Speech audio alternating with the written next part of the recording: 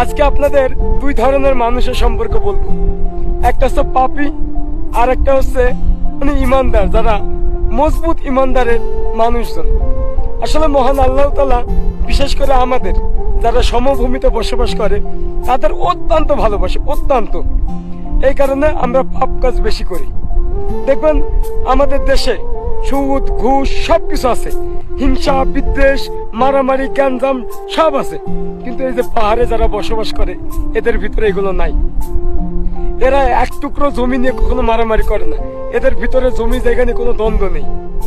এই মানুষগুলো বিশ্বাস করে মহান আল্লাহ তাআলা আমাদেরকে সৃষ্টি করেছেন তার ইবাদত করার জন্য।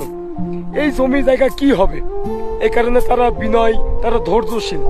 তারা দেখবেন পাহাড়ে পাহাড়ে হাজার হাজার কিলোমিটার পথ হেঁটে হেঁটে পাড়ি জমায়। দেখবেন এখানকার মানুষ ছাগল, ভেড়া চড়ায় এই পাহাড়ের উপরে উঠে।